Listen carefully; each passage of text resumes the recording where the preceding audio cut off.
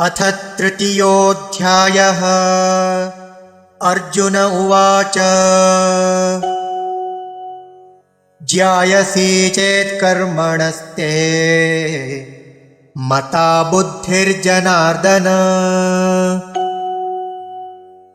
तत्किं कर्मणि घोरे मां नियोजयसि केशव।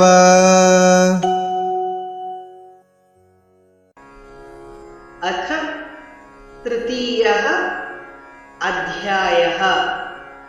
कर्म योगः। अर्जुनः उवाच ज्यायसि चेत् कर्मणः ते मता बुद्धिः जनार्दन तत् किं कर्मणि घोरे मां नियोजसि केशव। अथ तृतीयोऽध्यायः।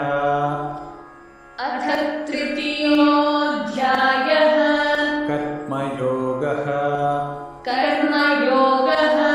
अर्जुन उवाच अर्जुन उवाच ज्यायसि चेत् कर्मणस्ते ज्यायसि चेत् कर्मणस्ते मता बुद्धिर्जनार्दन मता बुद्धिर्जनार्दन तत्किं कर्मणि घोरे मां तत्किं कर्मणि घोरे मां नियोजयसि केशव।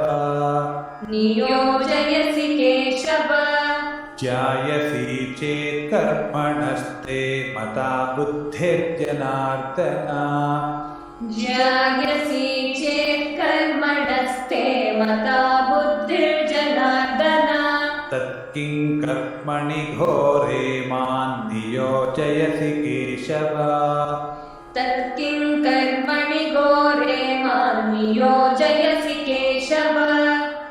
ज्यायसि चेत् कर्मणस्ते मता बुद्धिर्जनार्दन तत्किं कर्मणि घोरे मां नियोजयसि केशव।